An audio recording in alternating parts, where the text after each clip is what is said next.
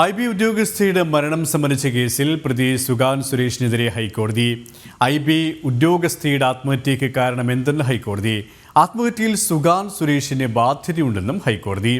മരണത്തിൽ മറുപടി നൽകാനുള്ള ഉത്തരവാദിത്തം പ്രതിക്കുണ്ട്. ഇപ്പോൾ രക്ഷപ്പെടാനും ഒളിച്ചിരിക്കാനും കഴിയുമെന്നും ഹൈക്കോടതി. രേഷ്മ ബാബു ചേരുകയാണ് വിശദാംശങ്ങളുമായി. രേഷ്മ, ഒരു വിഷയത്തിൽ ഹൈക്കോടതിയുടെ നിരീക്ഷണ പേര് തരത്തിലാണ്.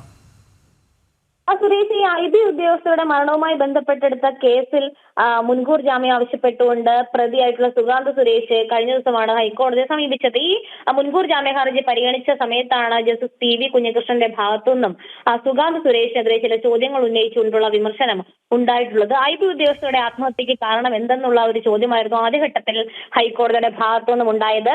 സുഗാന്ത് സുരേഷിനൊപ്പം താമസിച്ച ഉദ്യോഗസ്ഥ എന്തിനാണ് ആത്മഹത്യ ചെയ്തത്? താങ്കൾക്കൊപ്പം, അതായത് സുഗാന്തിനൊപ്പം താമസിച്ച ഉദ്യോഗസ്ഥയാണ് ഇത്തരത്തിൽ ആത്മഹത്യ ചെയ്തത്. അതുകൊണ്ട് തന്നെ സുഗാന്തിന് ഉത്തരം പറയണം, അതിനുള്ള ബാധ്യത സുഗാന്ത് സുരേഷിനുണ്ട്.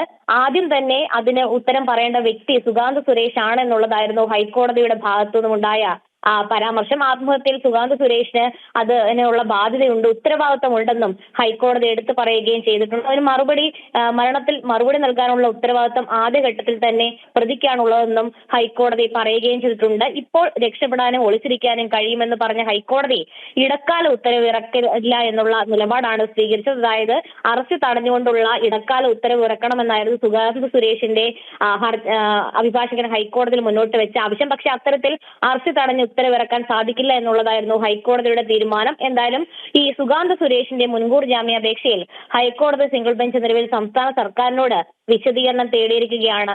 സുരേഷ്, രേഷ്മയാണ് കൊച്ചിയിൽ നിന്നും വിവരങ്ങൾ നൽകിയത്.